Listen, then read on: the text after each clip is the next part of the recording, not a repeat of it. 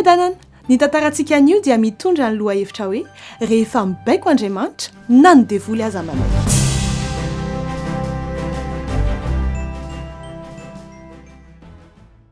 Nisy ramatoa mahantra ny antso an-tariby radio kristiana iray mba hangataka fanampiana. Tsy ananasa ny vadiny efa 3 taona izao ary misahirana izy amin'ny fanomezana sakafo iray isan'andro an'ireto zanany enina. Na eniny fandaharana ity mpanao ody iray ka nanapa-kevitra ny hanao sangy ratsy azy. Nahazo ny adresin'ilay ramatoa izy ary niantso ireo mpiasany andeha hiantsena ho azy.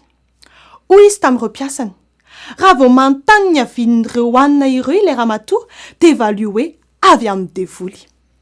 Rehefa tonga tany amin'ilay ramatoa ireto mpiasa dia noraisiny tamin'ny mpifaliana sy finoana tokoa izany.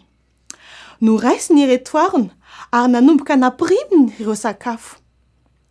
Ireto mpiasa araka ny baikon'ilay mpanao ody nanontany an'ilay ramatoa nanao hoe tsy tianao ho fantatra ve iza ny nanome ireo sakafo ireo? Tampahatsorana ny namalin'ilay ramatoa hoe tsy mila mahafantatra ny nanome ireo sakafo ireo aho.